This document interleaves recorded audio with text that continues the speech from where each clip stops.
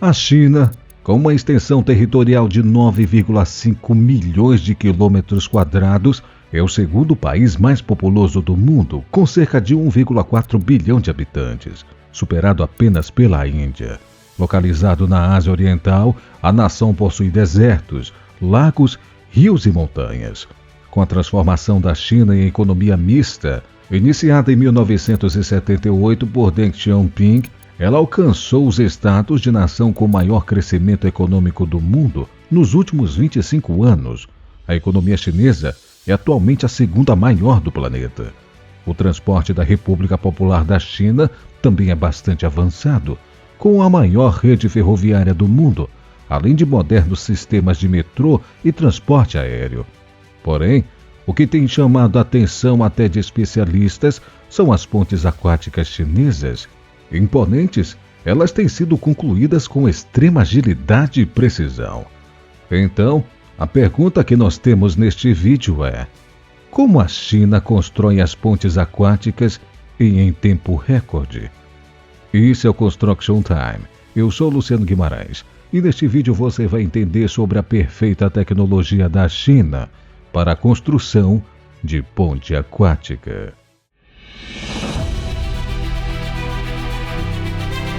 A China é a precursora global quando se trata de construção de pontes.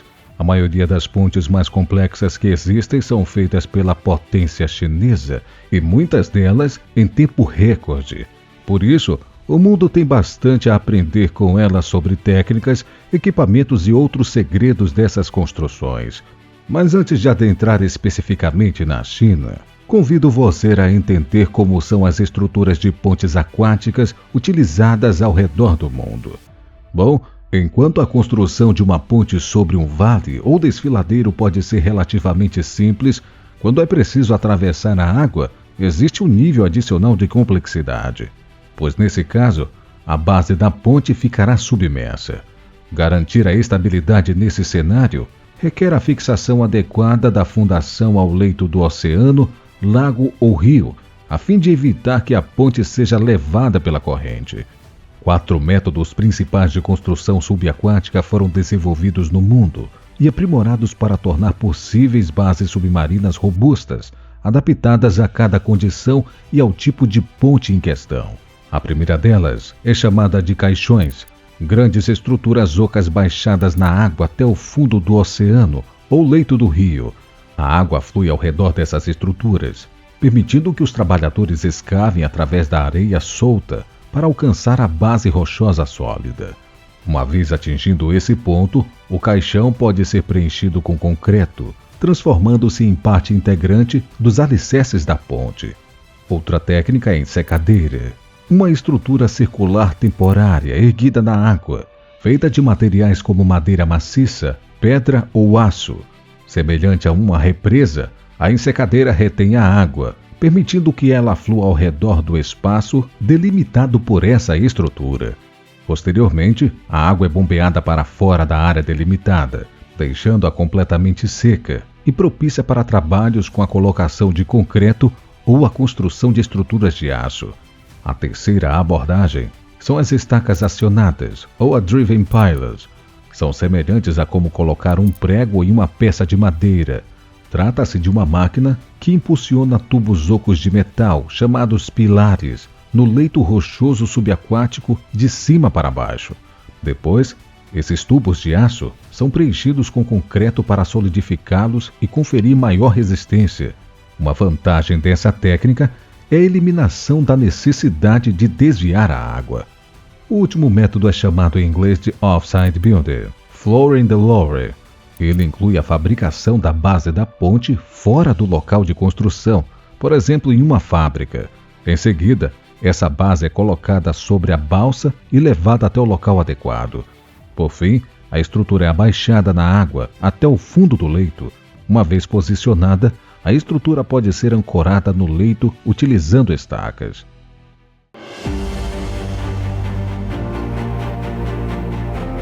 É claro que construir pontes cujas fundações estão submersas requer a superação de vários desafios. Vamos citar 3 deles. O primeiro é encontrar materiais adequados. Muitos dos materiais usados com frequência em terra, como madeira, não são adequados para uso subaquático ao longo prazo. O segundo consiste em lidar com a pressão da água. Tanto durante a construção quanto ao longo da vida útil de uma estrutura, os efeitos da pressão da água desempenham um papel fundamental. E o terceiro é o gerenciamento da corrosão. Mas o que a China tem feito de diferente desses métodos de construção aquáticos e por que ela precisou lançar mão dessas inovações?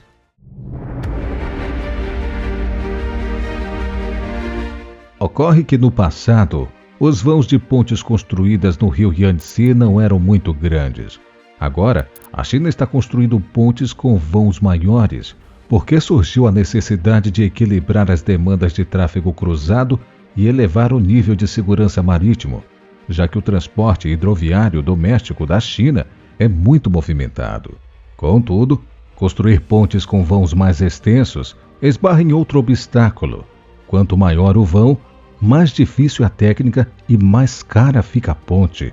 Para driblar isso de forma inteligente, os engenheiros chineses inovaram e usaram múltiplos vãos contínuos para cobrir as águas navegáveis, juntando os vãos de pontes em um único intervalo e reduzindo os custos de construção. Por exemplo, a ponte do rio Taizhou Yangtze é a primeira ponte de suspensão do mundo, com 2 pontes de vão e 3 torres, com um vão de quilômetros. Quando os engenheiros chineses planejaram a ponte do rio Taizhou Yangtze, eles usaram a seção da ponta do rio na localização da ponte e instalaram uma torre em uma área de água escura, usando 2 grandes vãos para abranger todas as águas navegáveis do rio. Assim, foi alcançada a necessidade de navegação e reduzido o vão da ponte. Comparado com o tipo de construção convencional, usando o esquema de 3 torres, o vão da ponte pode ser reduzido pela metade e, consequentemente, o custo do projeto também diminui. A segunda inovação das pontes chinesas é a nova estrutura de Three Cable Plan, ou Plano de 3 Cabos. É uma estrutura proposta para se adaptar à construção de pontes multifuncionais, ou seja, que carregam múltiplas funções de tráfego e combinam ferrovias de alta velocidade, ferrovias intermunicipais, metrôs, veículos de trilhos leves, o VLT, e vias expressas. Dessa forma, é possível reduzir o número de pontes. Reunir uma variedade de funções de tráfego em uma ponte significa que a ponte sustenta cargas mais pesadas e precisa também ser mais larga. Esse tipo de estrutura foi aplicada primeiro na construção da ponte do rio Jiangxiangzhou Yangtze, localizada em Wuhan, na China. Ela foi inaugurada em 2009 e possui um vão central de 504 metros. Mais tarde, a mesma estrutura passou a ser disseminada em grande escala, contribuindo para o progresso da tecnologia de ponte no mundo todo. A terceira inovação da China é a construção giratória, que consiste em usar o terreno da costa e de 2 montanhas de ambos os lados da ponte para montá-la em um local conveniente, em vez de montá-la em sua posição final. A ponte Yadixia, em Ganzhou, é uma grande ponte que utiliza a construção giratória. Para realizar a junção das pontas, os 2 pontos de apoio giratórios foram primeiro unidos em ambos os lados do rio e depois virado verticalmente pela primeira vez para alcançar a posição de elevação da ponte e virados horizontalmente pela segunda vez para alcançar a linha central da ponte. A quarta inovação é a montagem geral pré-fabricada. No início do uso dessa técnica, a capacidade de suporte das vigas de uma ponte na China era de apenas 80 toneladas. Atualmente, a extensão das vigas pré-fabricadas para trilhos de alta velocidade da China atinge 40 metros e um peso que supera 1.000 toneladas. A quinta inovação é a ponte através do mar. A China tem um litoral extenso de 32.000 quilômetros. Além de desafios inerentes de uma construção aquática já citados neste vídeo, no caso da China construir uma ponte através do mar, também significa que ela deve ser muito longa, o que aumenta a sua complexidade. Com isso, o método de construção convencional de ponte através do mar em rios e ilhas não era o suficiente para o caso da China. A ponte precisava ser pré-fabricada como uma ponte única, e montada como uma ponte inteira. Para viabilizar a obra, a China usou uma pequena ilha chamada Shenzhuan no mar como base para a pré-fabricação do corpo da viga e um transporte especial para levantá-lo.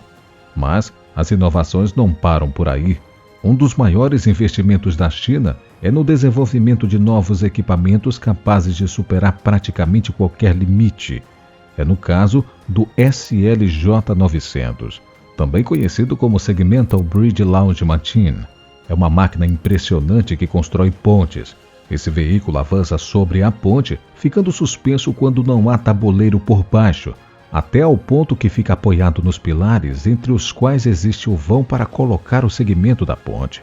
Quando está apoiada nos 2 pilares, faz avançar um segmento de ponte, encaixando no vão, e após essa fase estar concluída, a máquina desloca-se novamente, mas no sentido inverso, para ir buscar o novo segmento da ponte, repetindo o processo.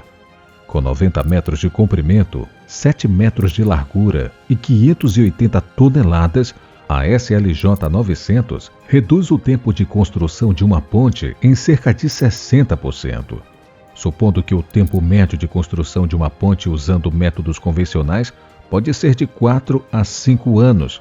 A Golden Gate, por exemplo, foi construída em 1933 a 1937. Com a SLJ-900, esse tempo cairia para cerca de 1 ano e meio a 2 anos.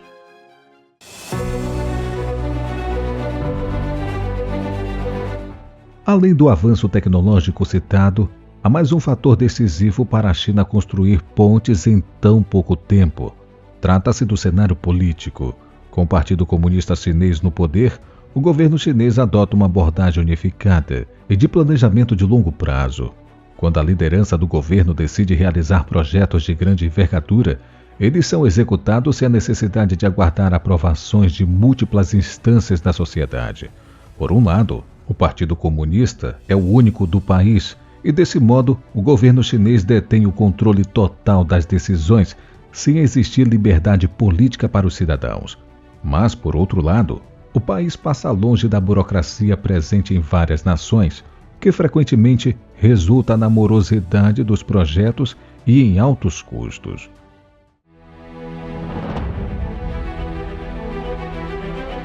A China tem se destacado na construção de pontes aquáticas em tempo recorde. O país aproveita as inovações tecnológicas juntamente para realizar e otimizar o processo de construção.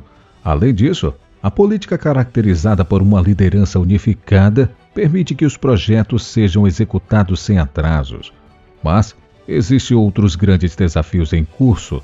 Neste ano de 2023, a política do zero Covid-19 parece ser a questão mais importante para o país, e as demais pautas, como o destino da economia, dependem da flexibilização das duras restrições impostas ao mercado pelo Partido Comunista Chinês.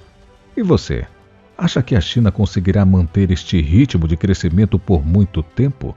Faça aqui a sua análise e deixe nos comentários. Eu vou ficando por aqui e até o próximo vídeo.